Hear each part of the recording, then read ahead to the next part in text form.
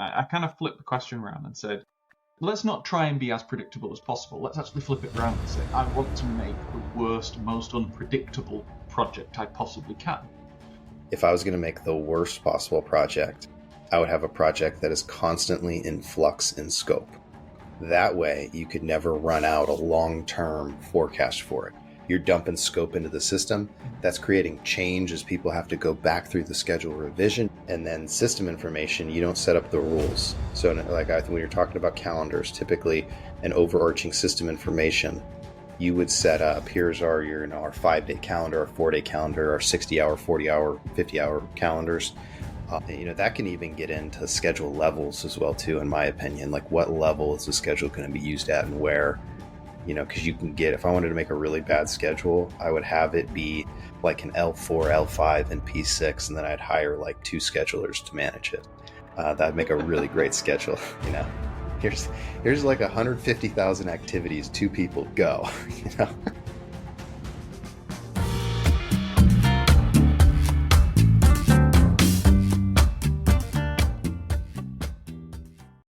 Welcome to the Beyond Deadlines podcast, where we tackle challenges that planning and schedule leaders come across on a day-to-day basis. My name is Micah, and I'm a planning and scheduling manager for Intel. And my name's Greg Lawton. I'm the CEO of an AI schedule management company called Notes and Links. Each show is designed to give you tactics and strategies that you can use right away. Today, we're going to have just a little conversation on predictability and different sorts of analysis that you can do to improve project predictability. Greg, do you want to kick us off and talk a little bit about how we stumbled on this topic today? Sure. So this week, I was having some conversations with some companies that I can't name, but everyone will be familiar with the names, on the billions that they're investing in the capital assets that they're building right now. And someone said something to me, which was, the last time we actually tried to spend as much money as we were about to spend, we lost 2 CEOs because of the poor performance and predictability of the projects. And then it was over dinner. They just started kind of probing, what scheduling is, what predictability is. Because the people I was speaking to were some very clever investors, but they weren't project people, they were investors, as in business people who would invest in these projects, etc. And the key thing for me is that it isn't very widely known what actually drives predictability in these projects. Like these are for me, if I was the CEO of one of these large companies and I was about to drop a couple of billion on these projects, I would actually have entire rooms dedicated to each of the 4 points of predictability, and I'd expect to be able to walk in and see where these things are, because it's not the overall spending, it's not the initial upfront cost that's going to kill you, because you'll decide to go ahead with something or not depending on the ROI. It's the variability, which is the predictability of hitting that number that will put you out of a job or not. The 2 to 4 billion is a big number shift. Yeah, it's a very big range.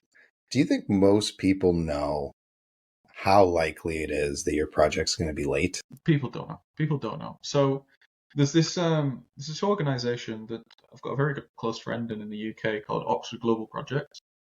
It's a spin out of the University of Oxford, and they've analysed the predictability of tens of thousands of projects at the top level with business cases. Now, I'm not it's an all-inclusive thing, because what you're actually doing there is you're including the business case forecast, and then you're including the actual what happened in delivery. And some might say, well, that's the most accurate. Well, as we all know, there's political games played with getting a project approved, and then there's actually what you've contracted. Those are 2 very, very different things. But if we just take it for in fact, they've got KPIs for every single industry, and every one of those KPIs is far above the risk levels that we generally simulate. There's projects that are 200-300% over budget and over time on average, that kind of thing in there. From what I see with all the data that we crunch, obviously it's not as, I'd like to say it's not as high as that, but there's what is contracted and what people are expecting to deliver and what actually is delivered are 2 very, very different things. I feel fairly confident standing on a mound of evidence to say that there is generally a large amount of optimism in the world in how fast and how cheaply people think that big things can get done. Yeah, I think I completely agree with what you're saying. Those are the tough conversations to have up front. And then usually there's a mountain of fuzzy historical data that will point people the other, oh, we built that in 12 months. Yeah. We built that in 14 months. And it's just, it never equates to what really happened because it's usually some fuzzy data, fuzzy schedule, context is missing. The project was given 6 months of buffer to figure it out before they actually started capturing their 12-month timeline. And so you end up, I think these conversations are interesting because I think predictability at any stage of the career, whether you're having those upper level conversations with executives or you're doing more boots on the ground work and looking at more short-term predictability, I think it's just a massive talent to be able to recognize the complete variability that typically happens in the planning cycles. Now, you mentioned the 4 points of predictability. I think you brought it up on the show before.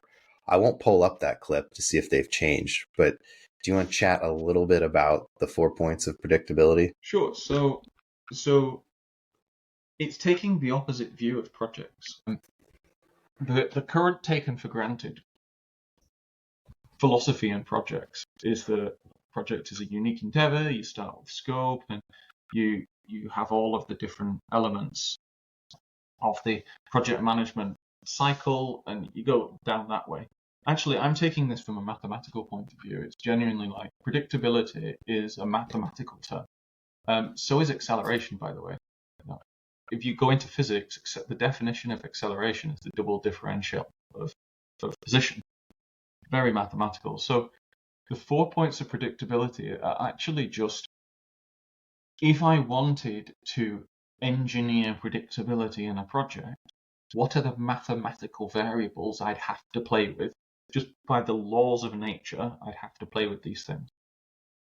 And it's very simple. The first one is what I'll call node information or task and milestone information. This is what people call scope. So it's what are all the tasks and milestones that I've got to get done, and what is the information sitting within them? And by that I mean things like what is the duration, the resources, any constraints, the equipment, the money associated with them, those kinds of things. The second one is how all of those node structures are connected.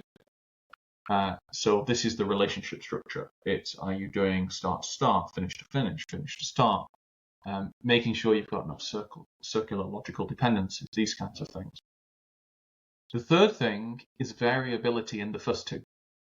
Now, there's two kinds of variability that people model. They're all just variability. From a mathematics point of view, you've got smooth distribution functions and delta distribution functions. In project language, what you've got, those two, smooth is uncertainty and delta is risk. Technically, they're all the same thing. It's just, it doesn't really matter. But it's essentially how those two wobble or could wobble over time. And then the fourth is system information. And that's the rules by which all the first three sit on top. So a very, very key one there is calendars. So we've all been in this situation whereby something gets pushed out by a day and suddenly the project gets pushed out by 3 months. And it will be the weird alignment of all the calendars for all the different site areas. Yeah, I'm not buying that one for $1. Usually it's like a couple days. No project you push for a day because of calendar gets pushed through. Maybe that's what the contractor's telling you, but go check your calendars unless you have. Maybe. It can happen. That can happen in. Is this a European thing where summers are off and so there's 2 months? No. If you're doing chip fabs or data centers, it's fine. It's a very, very big thing when it comes to offshore drilling and offshore wind farm building. He's backtracking, folks. He's backtracking. No, because you can only access the ships. It's like they're even rarer than cranes. But anyway, No, I've been places where that you can't. The underground is frozen, so you only have a certain time period, and there's So okay, good catch. but there's those are the four things, and you've got to. I kind of like when I was having this conversation this week, I kind of flipped the question around and said, let's not try and be as predictable as possible. Let's actually flip it around and say, I want to make the worst, most unpredictable project I possibly can. Well, what would I do? Well, let me walk through this one. Let me take this one. Go on. So I see your 4 points, and let me walk through them and go through a worst possible project. So, number one, task information, aka scope. If I was going to make the worst possible project, I would have a project that is constantly in flux in scope. That way, you could never run out a long-term forecast for it. You're dumping scope into the system. That's creating change as people have to go back through the schedule revision. You have to price out that work. You have to figure out resource availability. You already have in-flight construction probably going on, and that is going to create chaos. So if I was going to do it, I just keep every month. I would be like, here you go, and I'd drop more scope in. Relationship structures. To me, that one would be, that's a tough one, how to make it bad, because I just want to make it good. You know what I mean? What's an example of making relationships? Would that be I'll give you a framework that you can figure these out. Give me a hint. The what's in the data file and what happens in reality are in no way correlated to each other. Yeah, gotcha. So I had zero verification of the schedule versus what's in flight. I'd not have anyone ever walk the job. It would just be, and then no one from the field, no superintendent would be coming in and actually looking at the schedule and being like, yeah, this is ballpark right. Variability factors, I think that's a pretty easy one. You just don't track them. It's like, it's if you don't track them, it doesn't happen. Right. So you basically you don't even look at any sort of KPIs, any sort of metrics. And then system information, you don't set up the rules. So when you're talking about calendars, typically an overarching system information, you would set up, here's our 5-day calendar, our 4-day calendar, our 60-hour, 40-hour, 50-hour calendars. And you'd set up the holidays and you'd structure the working days. That can even get into schedule levels as well, too, in my opinion. Like, what level is the schedule going to be used at and where? Because you can get, if I wanted to make a really bad schedule, I would have it be like an L4, L5, and P6, and then I'd hire 2 schedulers to manage it. That'd make a really great schedule. Here's 150,000 activities, 2 people go. Instead of just using the pull planning lean. Updated once every 4 years. Yeah, exactly. So that's how I would wrap that schedule in a bow and give it to somebody. So if you think you take those 4 points, and I'll give you a framework in a second, but you take those 4 points, you and I know projects where at least one of those 4 points is true. So it's kind of like, okay, this is really interesting, and management is all sitting there looking at KPIs every single month. Like, are we tracking? How are we doing this? And they're all incentivized. It's just that there's a lack of understanding about how these things work. I'll give you a framework here about how to make them as worse as possible. So to make them absolutely as worse as possible, number one is you just don't do it. It's the fact that what you have in your data set, because your data is what you make judgment from, and what actually you've got happening has no relation at all. So, you've written things in your schedule that people are just not doing, and they're doing different things. Like you said, no one's going to the job site. Relationship structures, you've written things that literally don't correlate. So it's why, for example, we've got a relationship between painting the fence on the far west wall and putting a bolt, it's just how do these things correlate? The variability factors. My favorite one I found in a schedule one time was they it was a 2-story data center, and they needed to paint down in the first story to install equipment up in the second story. Okay. It had nothing was there to do with it. Nothing. No, man. It was it just was someone made just a bad link, and then no one checked it, and that was 3 months of schedule savings right there. There we go. There's Like your 3 that is months. perfect evidence of these things. So I'd say number one is it's just wrong. Then number two is it's just always in flux. And what I mean by that is, so you actually said something that we could have a very detailed conversation about the scope changing all the time. There's points where some people on project want scope changing all the time, but no one benefits generally from bad change control. So that I'd say bad change control is the same as the first, which is it's just wrong, just fundamentally wrong. So first of all, you've just got it's wrong, and then the second point is they're just too wild. So variability factors, if the variability is massive, it could either take me 1 minute or 17 years to pour concrete. I'm like, I literally can't predict anything from what you've just told me. I can predict that I'm going to have no accurate prediction. Yeah. Like that kind of thing. And the system information, it's like just wild calendars. Like imagine you've got 1,000 people working on site. Everyone works on a different calendar. Yeah. It's just wild. The biggest ones I see in the calendar usually isn't everyone's working at different calendars, is they just don't use the calendars they have. Yeah. So you open up the schedule and it's a standard 40-hour work week. That's like a 5-day work week. Point number one, it's just wrong. Yeah. Yeah. And there's like no wrong. holidays in the calendars, just the stock P6 calendar. And you just sit there and question. Once you see one of those, it's like you just start in your scheduler and you realize that you're in this project and they're just using a stock P6 calendar.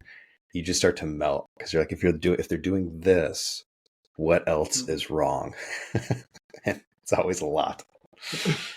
But like these 4 points, like if you think about it, any manager, even someone who's not in projects, can go in there and like you and I have thrown out a couple of examples of where these are checks on how competent people are at the roles they're in. Because ultimately, whether or not you're in scheduling or cost or risk or engineering, ultimately, you say you're going to do something and then you do it. It just is a complex process. And if you can't say what you're going to do and then you don't do what you said you were going to do, that's a bad professional. Yeah. And these points associated with scheduling, these are, to me, one of the very first checks of how I check if someone's just a bad scheduler. Like, if they've missed large amounts of scope out of the schedule, or it's just plain wrong, or their relationships are just illogical, or there's their model. A beautiful one is their modeling variability that's just so not what's happening on the ground. Greg, there are no bad schedulers. There's just schedulers who haven't listened to enough beyond deadlines. That is very true. Yes.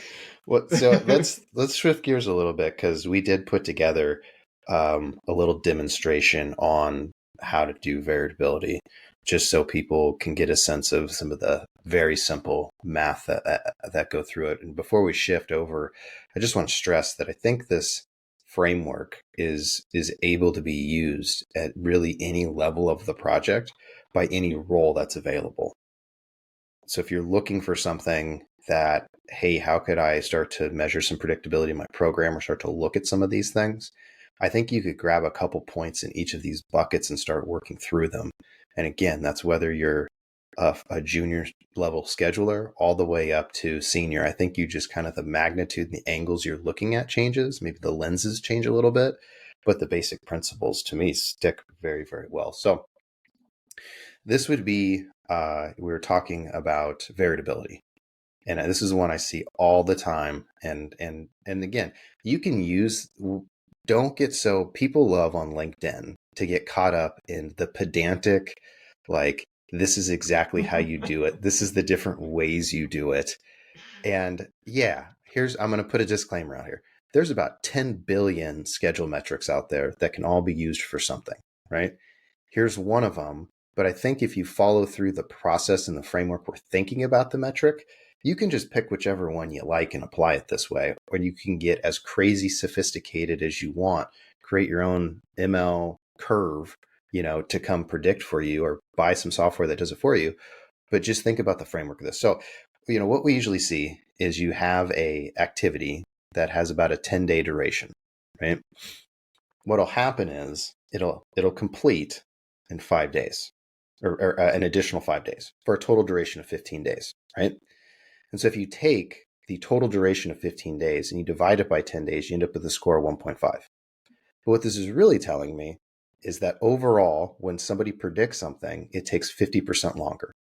Now, would we grab one activity in a schedule and do this on? No. You'd grab a huge set, right, to see what it's going through.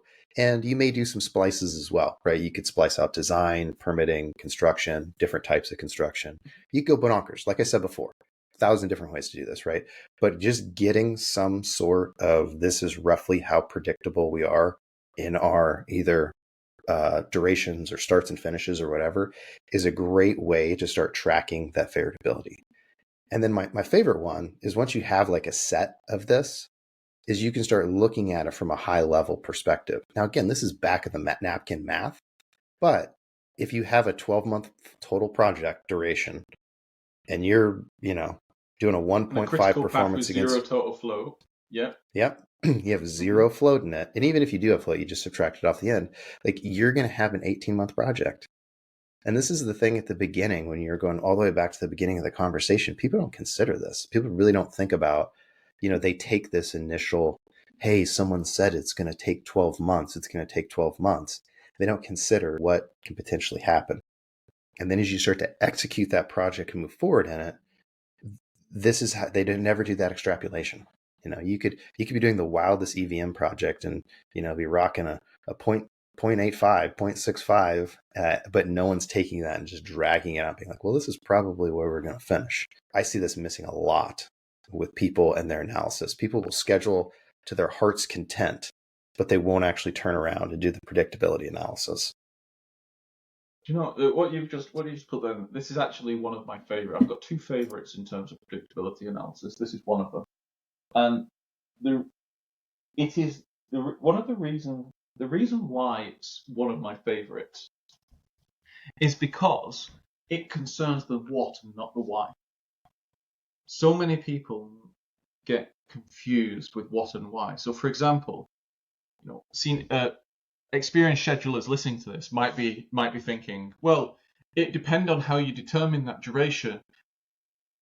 Is it a work-based duration, or is it a calendar-based duration? And it's like, it's irrelevant. It's kind of that you're now getting to the why, which is more of the detail. It's the way, this is what I talked about at the end. Flip it on its head. We're looking purely mathematics.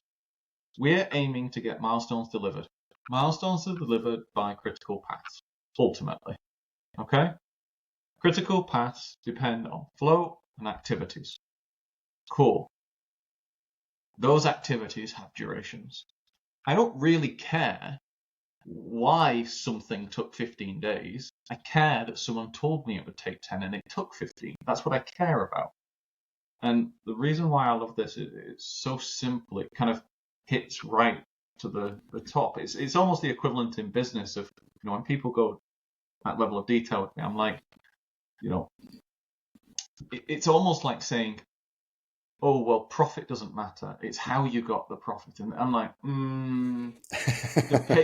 the payroll at the end of the month would beg to differ what you're about to tell me. What matters is, do I have money and did I make the cash, and do I have the profit to pay people, that kind of thing. So I like that. But by the way, my second is the standard deviation of what you've talked about.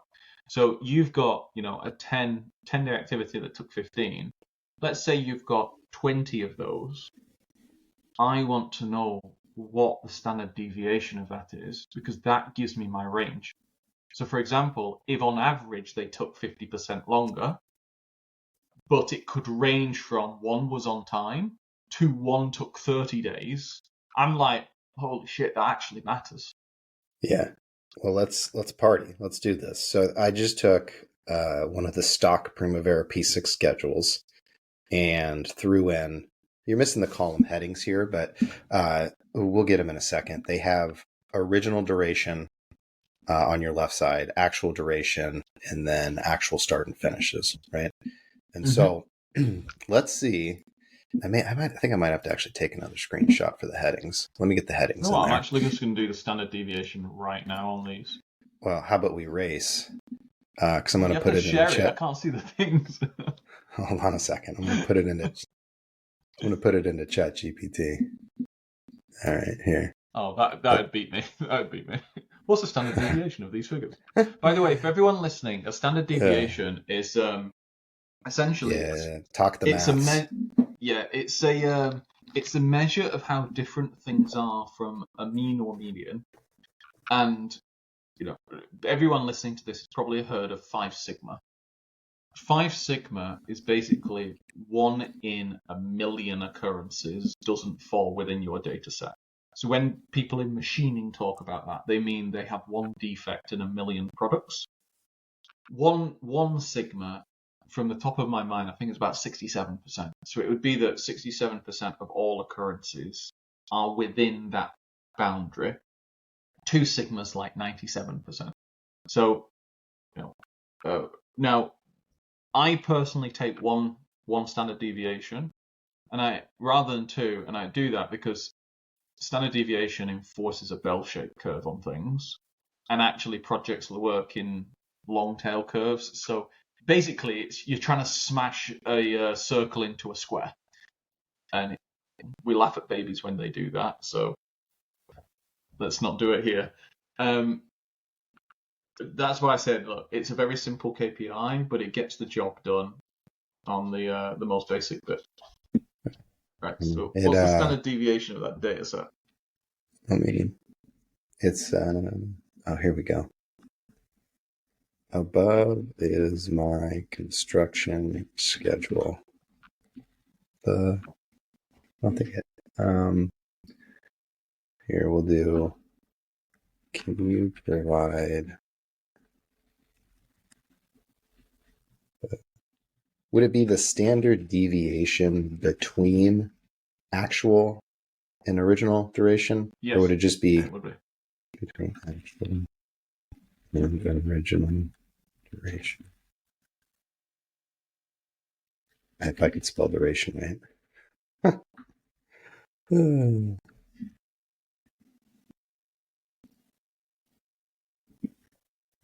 maths. Going much faster than Greg right now. Well, I don't. Okay, 8.5 days. 8.5 days. Okay, but we need to know what the average is to know if that's significant at all. What's the average? How would I word this? What's the average? What's the average actual duration? Wait. Do you want the actual average duration or the average of the actual to original variance? No, I want the I'm being a bit particular.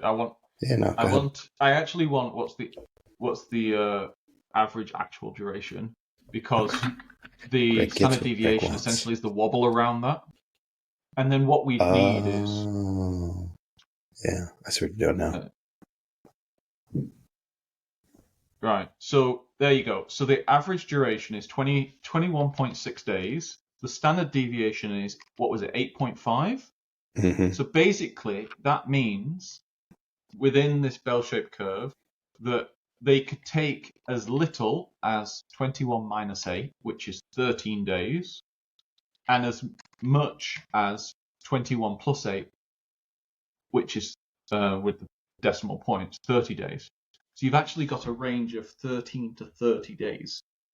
That's not a small variance. That's a very significant variance. Now, how many schedules do you see where so what's the? Can you just do one final thing? What is the average baseline duration? This would be original duration in our case because we don't have a baseline. Ooh, what happened? There we go. Just taking a second. We wanted to give you a head start, Greg.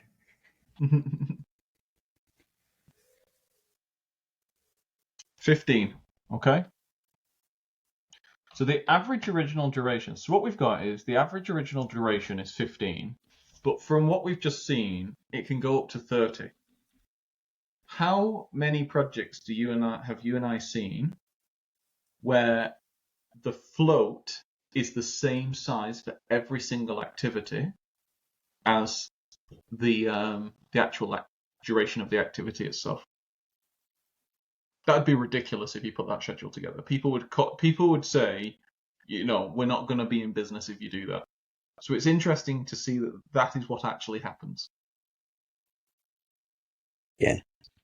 I think people, I just don't think at this point in time, people have a strong enough understanding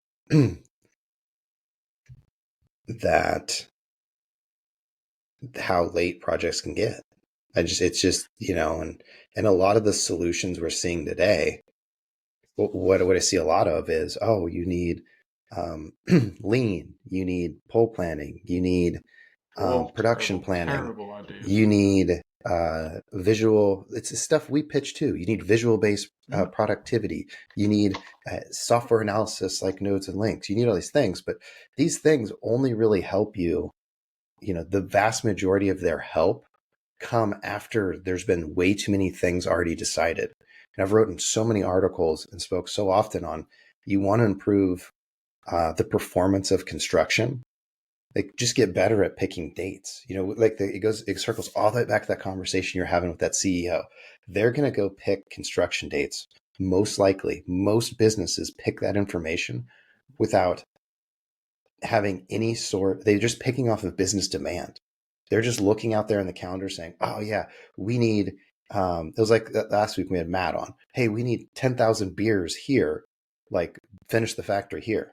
Whether from here to here actually matches your duration of being able to deliver, it doesn't. I'm going to challenge you a little bit on that because my experience of business is that it's not as simple as that kind of black and white, in that you can rely on the ingenuity and the efforts of people, and to be honest, you can actually just throw money at the problem. If you told me a date I had to get something done by and gave me unlimited money, as long as the date wasn't practically impossible. If I had a unicorn sitting next to me that coughed out perfect schedules, I could use P6. Yeah. True. I think the big thing here, unlimited money. Was this a James Bond movie? The big thing here, though, is that I'll build a laser on the moon. The predictability equation is just the 4 predictability factors. You can apply it to every single project that exists, and you can set up some very simple KPIs. The one, if I could snap my fingers and get one wish, my one wish would be next to the dates that are being forecast by the team in a project, I would only want 2 numbers. Everything else can go away. All these Power BI dashboards, delete every single one of them. I just want the key dates of the milestones. I want the average productivity. And I want standard deviation. And with those, and underneath those, my good scheduling team would have told me my limits. So with all the Monte Carlo simulations, it's not, what are we going to do? I've got no interest in what people think might possibly be true on Mars. I have no interest. I care about my limits. So it's almost like, how fast can I run this engine until it blows up in my face? Of that productivity, I want to know the number. So let's say you've just told me the productivity, is 0.15 there. So they're going. But if my limit is 0.8, I'm fine. I'm like, cool, we're less productive than I thought, but things aren't going to blow up in my face yet. The standard deviation as well. How big can that be until things blow up in my face? So the standard deviation here. We'll do a divide in it. It'd probably be about 0.5, something like that. If the limit is 0.2, I already know that this thing's going to blow up in my face, and those things to me are so important because you can actually put management action against them. I can have a predictability team. I can say, why is that number 0.5? Well, because that's of good. the permitting predictability team. And I could go into that department and find out why the variability is so large. And then a week later they come back, it's so large because of X, Y, and Z. Okay, how do I fix this right now before this becomes a cancer? And that's all I'd have. And this ultimately was the conversation I was having with this CEO. I was like, I don't care what imaginary scenarios people have envisaged.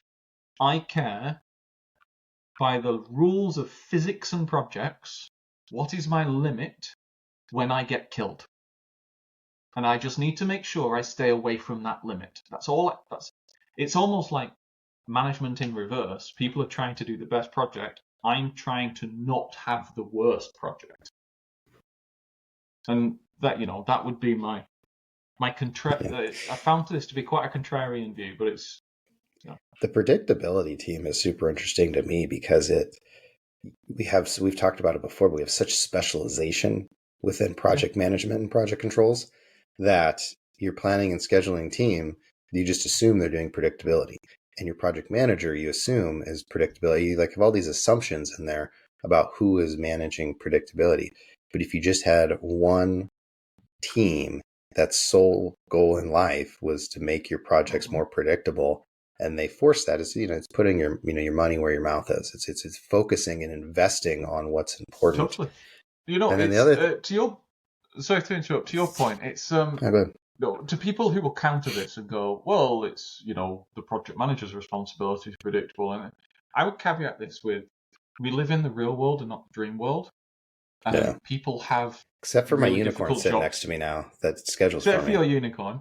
People have really difficult jobs, and if you think that people are going to be thinking about second-order effects when they're struggling to do the first thing, it won't ever happen. And to think that people are deep specialists in every single area of a generalist job, you're barking up the wrong tree. So there's a bit of a bias there as well, too. Like, if you were on this project and you were having this done, I 100% guarantee I would sit down with the people in Foundation Phase 1, and let's say there's 10 phases after this, and they're like, we just got a slow start, but we'll improve. We'll get it better. It'll change. I'm operating almost 50% over every single thing I estimate, but it's going to get better.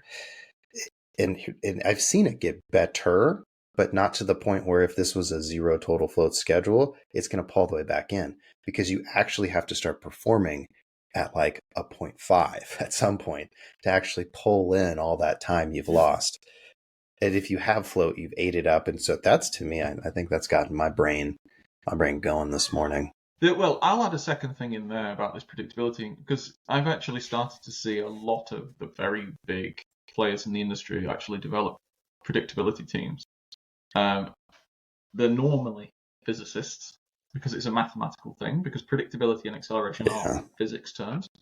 The second thing is having a predictability team in the central department can do two things. Number one, it can tell you if problems are systemic, because people on a single project don't know if the problem they have is across everybody or just theirs.